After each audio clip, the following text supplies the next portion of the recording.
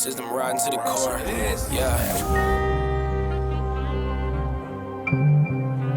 Reppin' in the city left. Today is Thursday, August 29th. I am Amin TMK alongside Emoji Lil Tanky Sumler. We are very excited to have Matt Sedillo with us. Matt is an author of City on the Second Floor, Mowing Leaves in the Grass, and political poet and essayist. Always glad to have him on. Matt, how you doing today? Brother, if I was doing better, my name would be Amin Emoji. There it is. We wanted to hit you up today. There's some big news that that Emoji threw me to yesterday, and it has to do with the Mexican Supreme Court and many other court justices. It looks like over 7,000 judges, magistrates, and justices would be elected by popular vote if this bill were to pass. The United States and Canada did not like that at all. I wanted to get your thoughts, both of your thoughts on that. What can you tell us about the law? And again, just what are your thoughts? Well, I say, it's kind of a breaking thing. So, Emoji's always quick with the world breaking news. So ultimately, my thoughts are, wow, that's huge. I mean, it's enormous. It's an enormous thing. I think what's important to the audience know is that, by way of comparison, the U.S. is so feudal. Mexico, even under its current, even in the days of the pre or the PON, the Supreme Court justice people, a justice there only had a certain time limit. I believe it was something like 15 or 20 years, and then they were out. So I mean, that was much more normal. A job appointment. I mean, it's still a long time for a job appointment, but they had a certain, there was a limitation to the rule. It's not like a lifetime appointment like here in the U.S.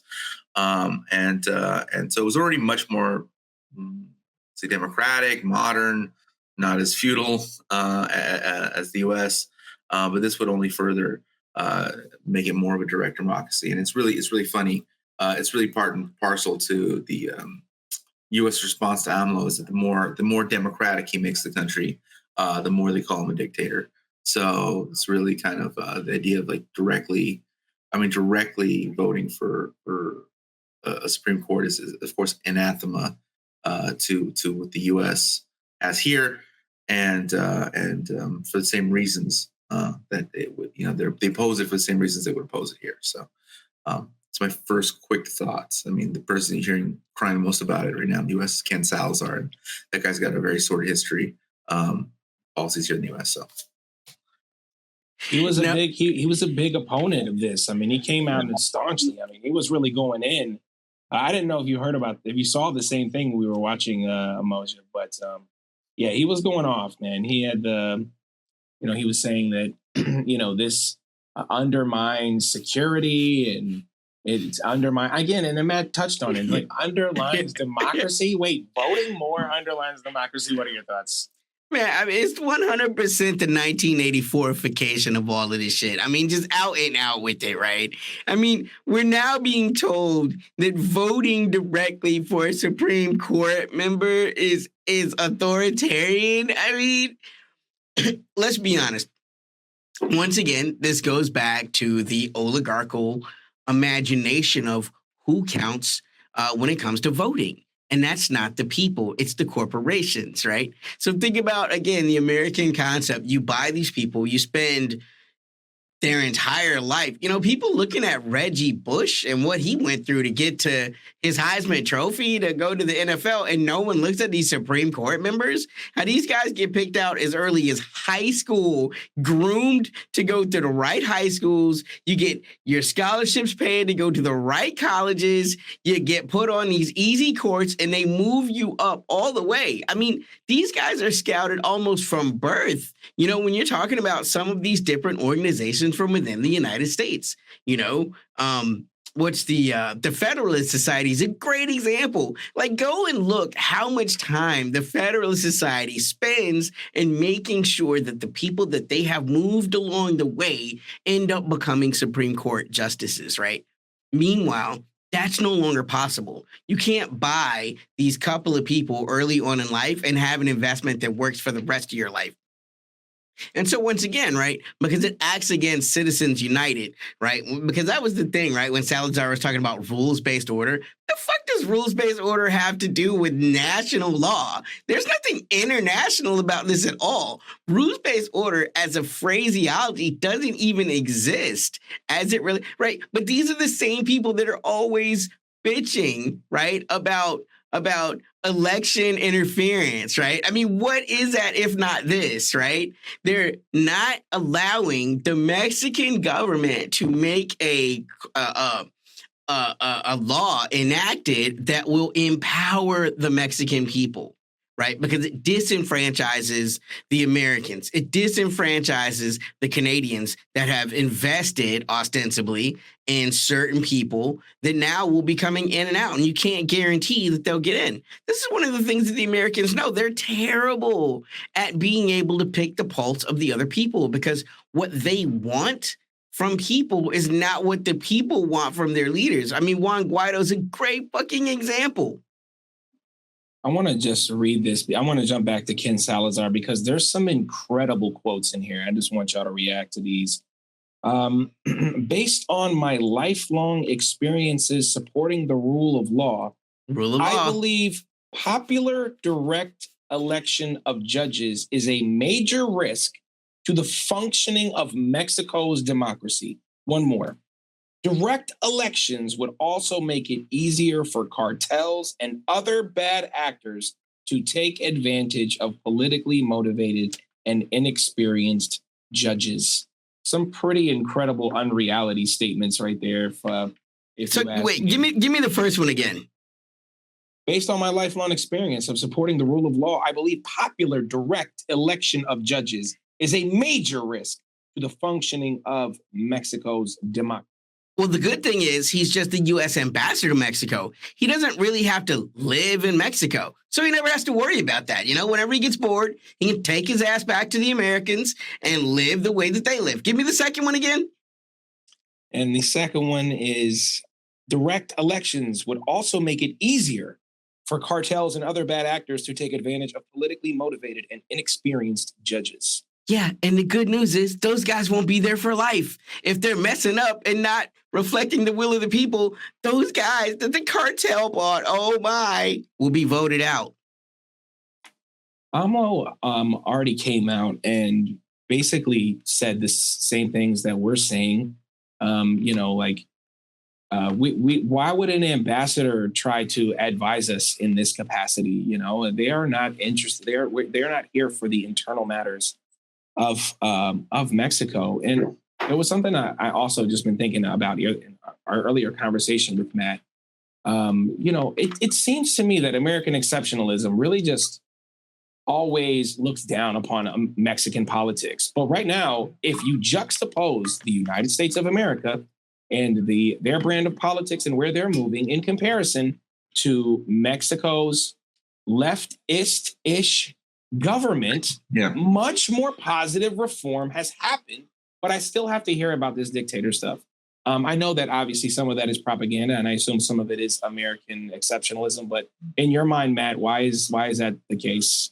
Well, I really want to piggyback on what Mosh said. I wouldn't pretend to be a complete expert on the the personalities that have made up the Mexican Supreme Court justice, but I do know that of the last maybe 6-7 presidents, almost all of them went to an Ivy League school, with the exception of Peña Nieto, who was a soap opera star, and Vicente Fox was a poll executive.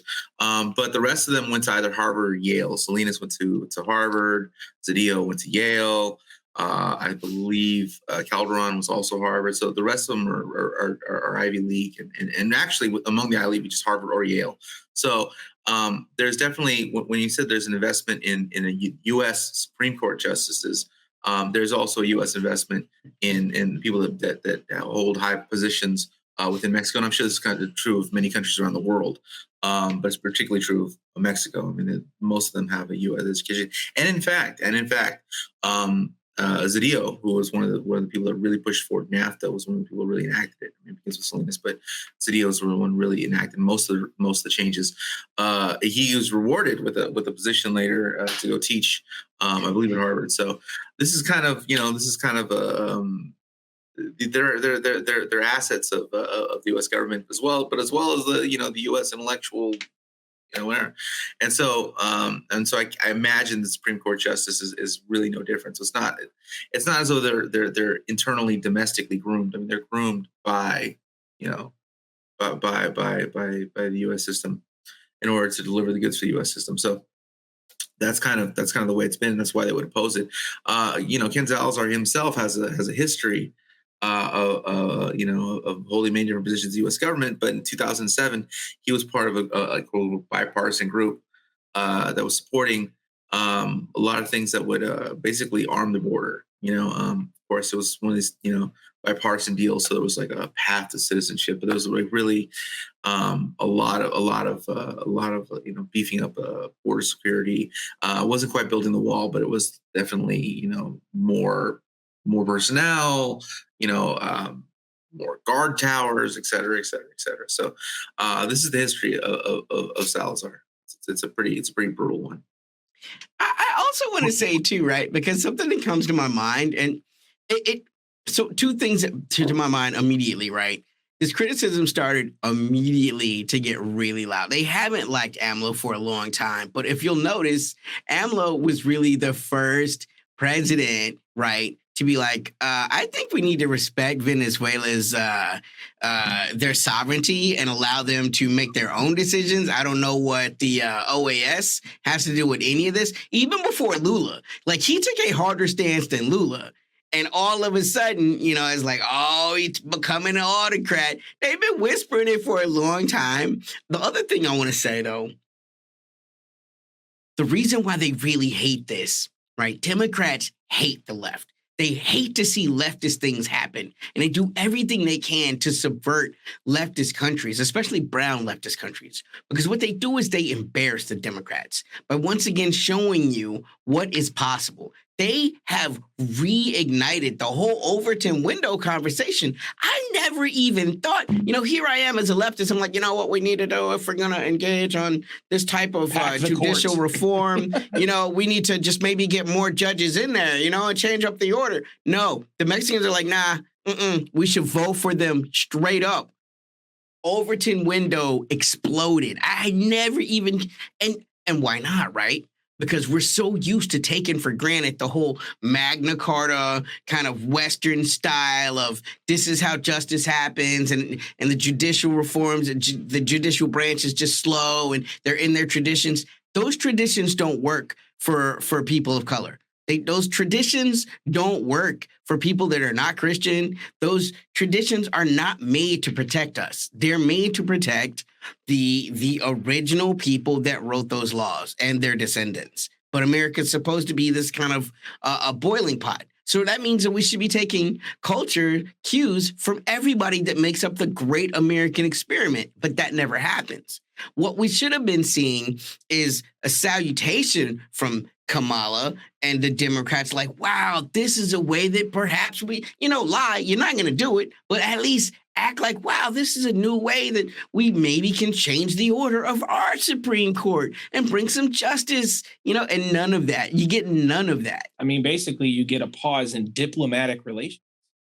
That's pretty intense. And again, I asked this question again. I sort of like, they're all like, we talk about how like the conservatives have this racism towards, the Mexican population, or maybe this idea that Trump was building the wall. Oh no, the wall is here.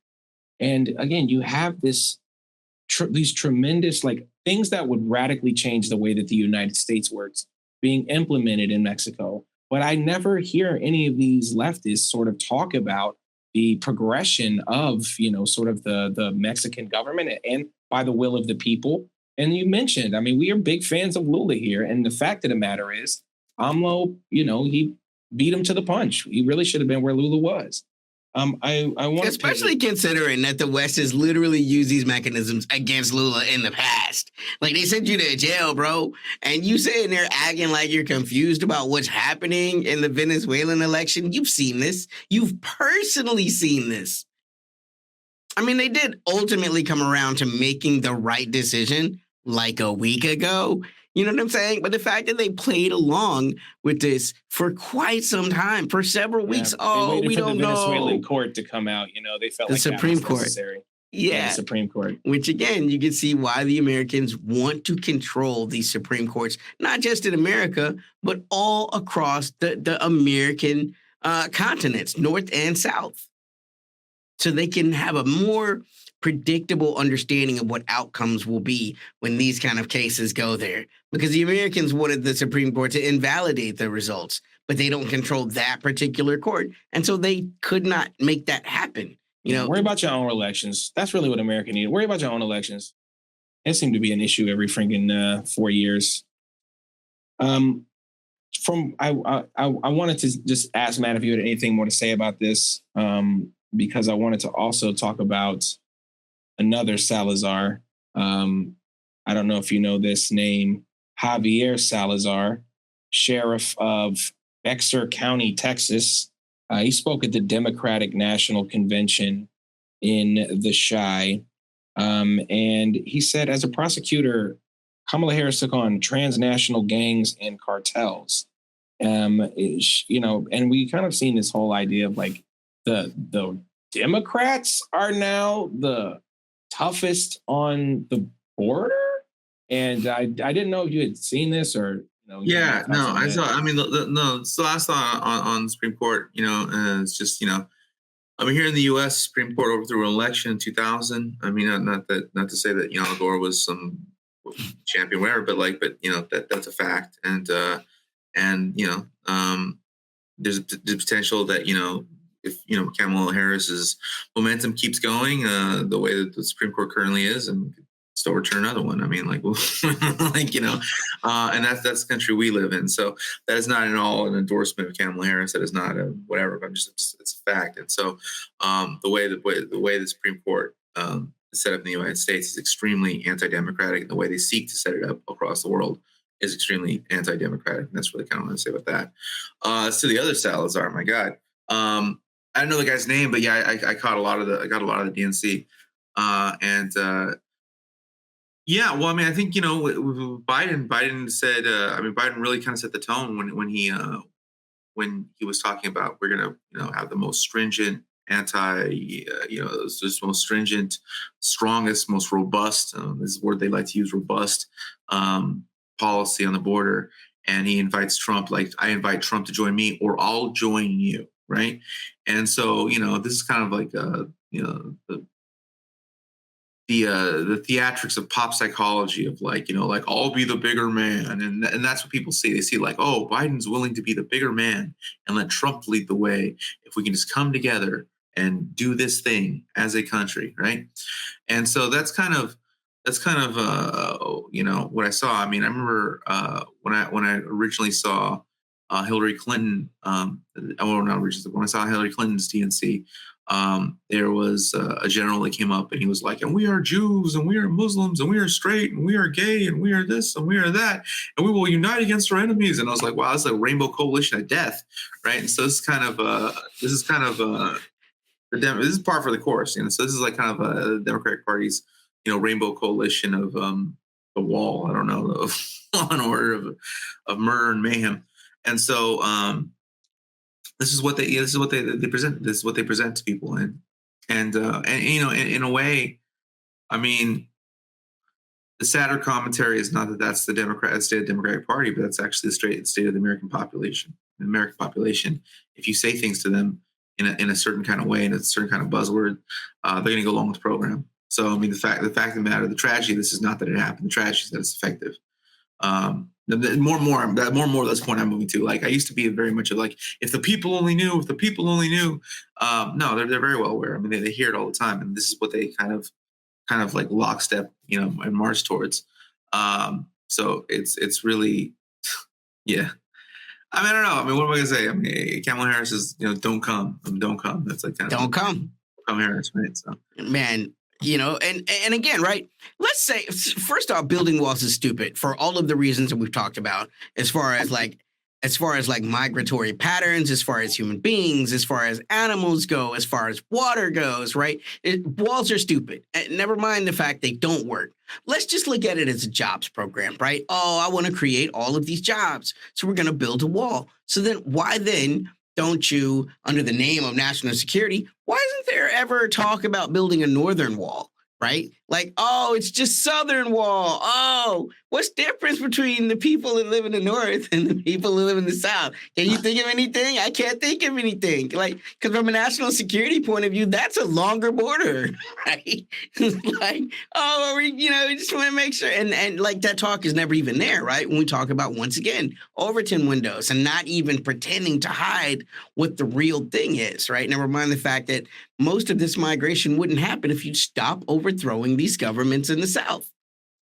The next thing I come to is the fact that there's literally nothing that the Biden administration can do that's innovative and hasn't been done before. When I hear the "I'll do it with you," like my thought goes to two. I'm like, is he cribbing House of Cards? Like when they did this, like, oh, we'll take care of the terrorism. The Democrat and the Republican will work together, Or is he just straight up cribbing Bibi? Because Bibi did this exact same thing with his war council as it related to the Palestinians, right? And this whole Gaza conflict. And the symbology of that cannot be the symbolism of that cannot be overstated, right? This is when the Israelis did this. They brought both of these governments together so that both of them could have a say in how the Gazan war was executed. And they see this border as a war. This is the war to keep undesirables from the South, for whatever economic reason, from coming to the United States. Never mind the fact that American business is predicated on exploiting the same labor force. And this is the schizophrenia of American politics, right? Because again, if you really wanted to disadvantage people from coming, disenfranchised, you simply would just tax the hell out of Tropicana.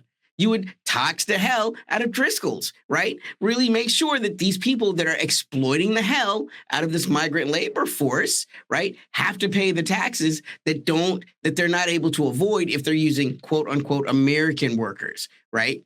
And so, like, again, instead of one, just not interfering in these governments and destabilizing them to the point that the populations feel like they have to leave, or two, taxing the corporations that are exploiting this labor, we go for the third option. Pick on the exploited people that are ostensibly trying to improve their station in life, right? People that by all means are saying, I want to be American, right? Like, it's fascinating, but this is what you get when you look at who Biden is. Biden is a segregationist. He's never denied this. This has always been his entire political career, right? And so he does have a vested interest with someone like Trump in making sure that America doesn't turn into a racialized jungle. Yeah, exactly. Exactly. I mean, yeah, his words.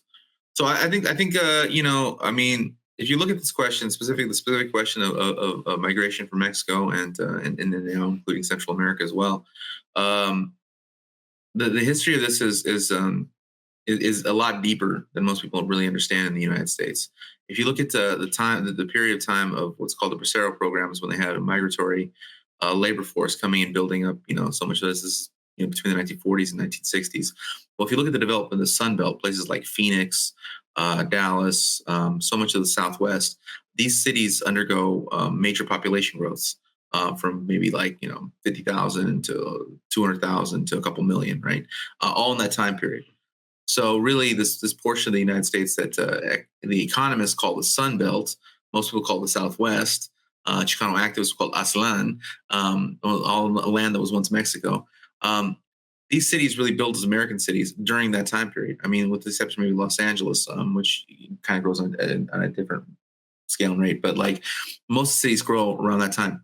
And so it's really built on that labor. It's not until the 90s that this labor force becomes less migratory and more sedentary. And that's really because of NAFTA. I mean, they destroyed the Mexican economy for people to return back to. So it becomes a thing where people actually start staying. And because people start staying, that's when this really kind of huge demographic shift begins to threatened. And so it really begins in the 90s. And almost immediately, you have people like Pat Buchanan writing books called The Death of Superpower. And then you have later that where he writes, this is a book to save the white race. I think that's how that opens. And it's really all about the threat of demographic shift. This is written in the late 90s. Then you have in the early 2000s Samuel Huntington kind of cleaning it up a little bit with this thing called Who Are We, which is a book about again about the fact that too many Mexicans in America is going to make it not America anymore. And then later on you have Ann Coulter really just kind of like turn it into like a book that you can buy at like a airport or like a supermarket or something like this, really make it real trashy, Fabioizing it or something, and then and making. Wasn't she the one that told Vivek Ramaswamy you're the wrong race to run? Yeah. Right. She wasn't wrong. I mean, that was one of the most awkward and like opening interview statements. I never thought you should have known. Would eat my face. and so yeah. So I mean that's Ann Coulter. But this book that she writes, Adios America. If you look at like so much of the chapters of Adios America, almost so much of Trump's rhetoric comes out of that. So Trump is really a beast of this line of thought, this trajectory of thought, of this fear of a demographic shift. But if you look at the way that the Democrats operate, it's not that much different. They clean up the language a lot. They're not going to say as inflammatory things. Instead of saying they're drug dealers and rapists, you're going to say don't come, instead of saying, instead of saying, some of them are good people, they're going to say, but we're only targeting the cartels, giving good, decent people a path and so on and so forth. But it's the same thing, and it's animated by the same kind of fears. It's animated by the same kind of fears. And it's just really kind of sad to watch people like Evelyn Goyer try to like, raise everyone to speak Spanish, and then they pan out the crowd. That crowd's so angry that someone will try and get them to speak Spanish, and then the next person comes up and they're like USA, USA, and see how animated they're about saying USA. Most lethal military. Like, wow, okay, calm down, Benito. Exactly. So that's really kind of. That's kind of the state of affairs. But again, to me, the tragedy of it is not so much that they do it. The tragedy is that it works. I mean, that to me is really, and I don't think that makes things hopeless in the United States. I mean, I think that just means that it's the scale of the work that needs to be done, the level and the amount of political education that needs to be done in this country to see, just because you see like how effective that is and how much this kind of carrot and stick has really been effective over the last really in the era of Trump. I mean, I think the Biden presidency still to me is still very much the Trump era. It's just who's president right now, not Trump, right? And so I think that really is anyone president right now? I mean, I don't know who's president right now, right? No, not Anthony Blinken resents these statements. Okay, you need to respect the hard work he does. Exactly. Yeah. Blinken, we mistrust. But I think that really this whole like lesser evil is coasting at a level that it never has before. I mean, like it really is like like lesser how now, right? Well, like sure. It's not even rhetorically lesser, right? Not rhetorically lesser at this point, but like it's just the lesser thing is just really it's the brand at this point is branding, which is everything about American politics. And it always has been, but like I think the branding of the boogeyman is I mean like it's way more effective than it was under like Bush or under certainly Romney or McCain or something like that.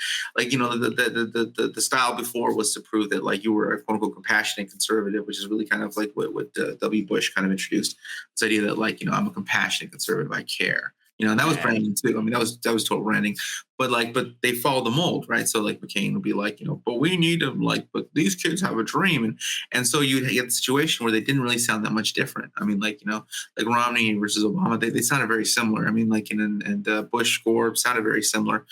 So that was kind of McCain, Obama, like he's like I hate him, he's a Muslim. No, he's a good and decent man, right? Like you had that, right? Now you have, this like virtual, this hatred, this whatever. And it's like, it's like this hatred, I'm going to kill you and I hate you and I'm going to enjoy putting a knife in you and twisting it versus like I'm going to send you to electric chair, but I'm going to do it as a professional with dignity, with whatever. So like, yeah, like kind of HR fascism, right? And that's kind of like, that's where things are. That one down, HR fascism. There it is. Oh my God. That's the Democrats are the party of HR fascism. Yeah, don't write that book. Put it on a t-shirt, buddy. Branding. Man, no.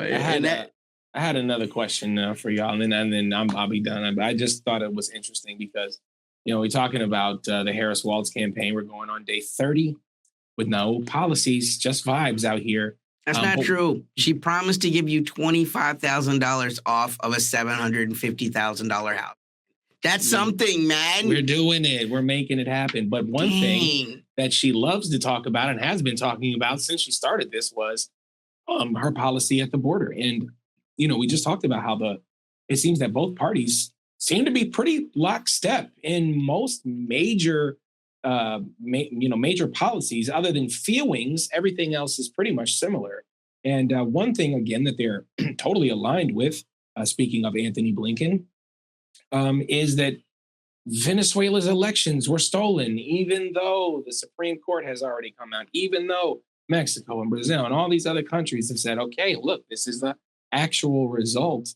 There still seems to be this touting of, the conservatives that, at the end of the day, you have your Maduro saying, free Palestine, and you're saying, the right-wing candidate, just like Israel has a right to defend itself, and you're upset that this candidate has won. And it seems, and let me know if I'm wrong, you destabilize a country, you sanction a country, and then that place is unable to sustain the population because of these intense sanctions and this political strife. And then those people try to, migrate somewhere else. So now you have, these things sort of being created by the United States and sort of the sanctioning, the meddling in elections. This also not just South America, but also happened with the color revolution in Bangladesh. And, is this going to be the American policy just going forward? Destabilize, coups, all that? Of course. But to less power, because the dollar is losing its power and America is losing its primacy, right? I also want to say there's an inherent conflict in the way that they've done this, at least as it exists on the American continents, right? You destabilize these countries, right? And so then the people that don't want to stick out this experiment, they leave. You know what that means? The people that stay really want to make it work, right? I go back to Castro. Castro's like, if you don't want to be here, don't fucking be here. We'd rather you not be here, right? And you got to remember, man, in Venezuela, they style themselves in that way, right? That toughness, that, a tough leftist, almost like, like how you would see Saddam with the shotguns, right? You see the Venezuelan leaders in that kind of, not quite that tough, but pretty fucking tough, right? Kind of spirit. And so you end up with a people that have grit, that understand life would be better, or even if it's not true, which it probably is.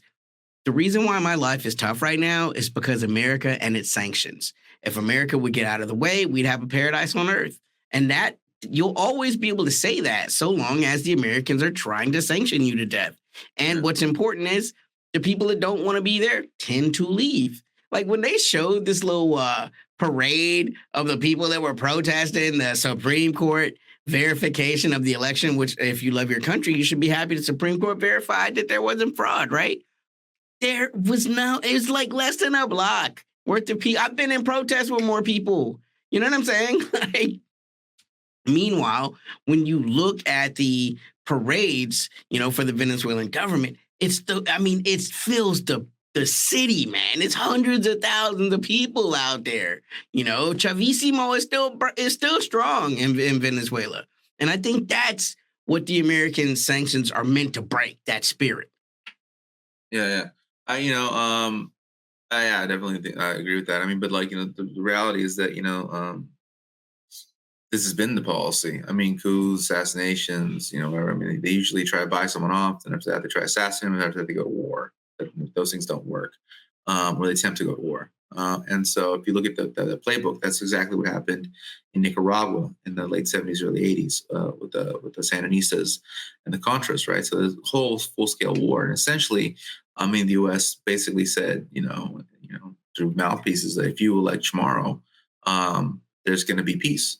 And it worked. That's how the Sandinistas were. They fell in an election. And then the election was to not the Somoza family, but to a different family, the Chamorro family, which was, not quite as corrupt or rich or whatever as the Somozas, but they were like, another one of these type families. And so that's how that worked. And that seems to be the playbook they're trying to use in Venezuela, which is basically saying, we're going to strangle you. And if you elect this person, if you elect someone, more aligned with what we're interested in, these things will live. This could all, it's basically like a mafioso, like, torturing somebody, like, all this can all end, if you just, tell us, do what we want, to give us a name, and so, that's basically what it is. I mean, they're trying to put the country's head in a vice and then just like, Yeah,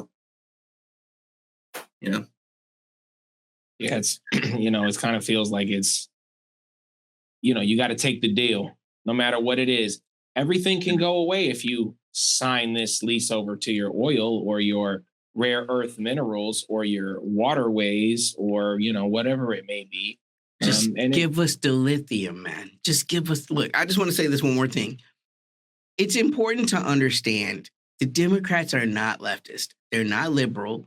They're not even liberal, but they hate leftist, right? When they're telling you democracy is on the line this election, if we don't win this election, it's all over. It seems like if they really believe that, they would do the things that would ensure they would not lose or put themselves in these positions from now on. I say again, you don't ever have to talk to me about, oh my God, the Democrats are going to lose the Senate or they're going to lose the House. Because if you made DC a state, that is DC boasts 91%, embarrassingly, 91% Democrat every year. So that's 2 Democratic senators you'd have right there for at least the next 30 years. Puerto Rico, statehood. 2 more Democratic senators you would be having for, I don't know, probably 40 to 50 years, and however many more House of Representative people you would have. The Democrats could easily do this. They could have done this under Obama. They could have made the efforts to do this at the beginning of the Biden presidency. They don't do these things because to them, it doesn't matter if it is not the right kind of Democrat. And those places aren't, and so when they lose, they're able to continue to finance off of this. Oh my God, democracy's on the line. But you told me that you wanted to do whatever you could to ensure Roe v. Wade, that you wanted to ensure Brown versus Board of Education, right? Like, and they don't. What they want to do is fundraise off panic. Because again, it's important to talk about the kings under the king. Right, the shoguns of the dark. It's still important to look at the way what was Obama's Rahm Emanuel, right? It's his theory that never let a good crisis go to waste. So long as the American public is in this state of panic, right, you can manipulate them into doing whatever you need. Yeah. It feels like a very dangerous time to exist right now. I mean. We see, activists, and journalists, privacy laws all seem to be eroding everywhere you turn. Yeah. I know the guy who created Telegram. He was arrested. Macron personally invited him to come to France to go to dinner. Right. We're going to have to do an episode on Macron real soon because, wow, don't say shit to me about Venezuela ever again while Macron refuses to allow the party that won the elections to be the actual prime minister.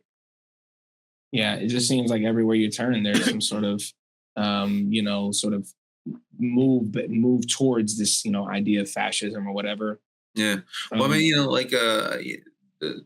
there was, protesters for Palestine, try to run up on Kamala Harris and, have their voices heard. And she's basically, they're in Michigan. And she just basically saying, like, do you want Trump to win? I mean, and that was, and see, again, but to me, the tragedy is not that she did that. The tragedy to me is that is like an effective argument with so many people, so many people in this country who, would even agree with the idea of free Palestine, right? Would be like, just not yet, just not now. Trump is the crisis, and we can't let him go to waste. Yeah, like wait till November, then we'll do it. So that's kind of and until November is kind of the watchword for after the election. After the election is kind of the watchword for so many people, because one wrong move and that man could be back. It's kind of the and to me, the tragedy is not that they do it. The tragedy is that it works. It goes back to the election of vibes. We watch a lot of different media, and we saw a lot of people that were Republicans but never Trumpers.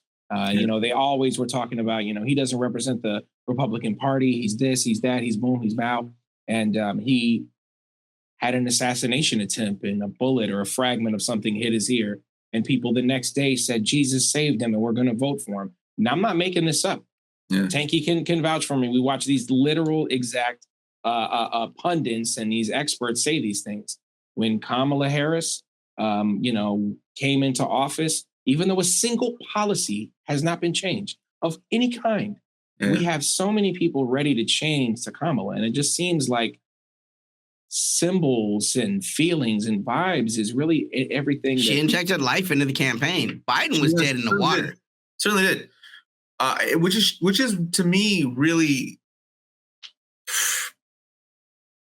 the shocking power of the Democratic Party, or the shocking marketing effectiveness, because in case of Biden, in the case of Harris, you're talking about people that like were fucking losers, just absolutely got washed in these like when they ran. I mean, like, I don't know, Biden, Harris was one of the first people to drop out. She was polling at like 2 or 3%. Biden, he ran a few times. He was always polling at like 4 or 5%. This is like, Biden's the guy that would lose his Dennis Kucinich. I mean, absolutely. But Biden Biden wasn't like John Edwards or something like this. This guy that like almost, like whatever, or even like Howard Dean or something like this. He wasn't like second, third, whatever. He was like way down the line. Sam Harris, way down the line. And so it was decided they would be the person. And so, voila. They were. It just seems like on the Republican side, they decided that Jeb Bush, and he got fucking trounced. I mean, he got trounced on the basis of like, virtualic racism. So I mean, it's not like whatever, but that's but the fact of the matter is the smoothness of the operation of the Democratic Party is it's really something to behold.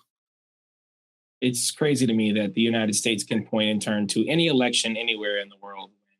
It's like Marvel. It's like the MCU. They don't need movie stars. They have characters, and like it's much. Yeah. Like, it was Anthony Mackie said, Mackie's like, I'm not a movie star. The Falcon is a movie star, right? So it's the same thing with the Democrat. Where, like Kamala Harris is not a star. Biden's not a star. The presidential nomination, the Democratic nominee is a star. So it's like a. They're all role players until they get to the team. Yeah. Incredible. Yeah. No, great conversation. I just wanted to give a final word to both of y'all before I wrap this up. If you had any, anything that we missed. No. Supreme Court is inherently undemocratic, and so is the Senate, and so is the Electoral College. There's nothing about the United States that's democratic. And Mexico is trying to do a better job. Why do Democrats have a problem with this? Why? Maybe if you let Mexico make itself a better place, you can solve your other problems. Oh, mind your fucking business. Yeah, we always used to say this, dear America, worry about yourself. Worry about yourself. I want to give a shout out. First of all, you need to buy Matt's books, okay? The plural books, the description will be below. We need to support our poets. And I always see this, who's the best political poet in America or in the world, maybe? And Matt Sedillo pops right up. And then look at us. I'm not to talk about the clout, but you are one of our returning guests. I want to give a shout out to our podcast listeners. We are on everywhere you find podcasts. You can also like and subscribe and comment below if you love us. We also have a Patreon. I'm going to give a shout out to our patrons: Kelly Dubsy22, Nicole, J Goulart 94, No Ground, RK, Paula, Lissa, Lauren, Suzette, and Dennis. You can be a Patreon member as well. And some tiers, you get this fancy pants shirt. And we'll have more merchandise on the way for Matt Sedillo, Emoji Little Tanky Summer. This is Inner City Left. Peace. System riding to the core. Yeah. Reppin' Inner City Left.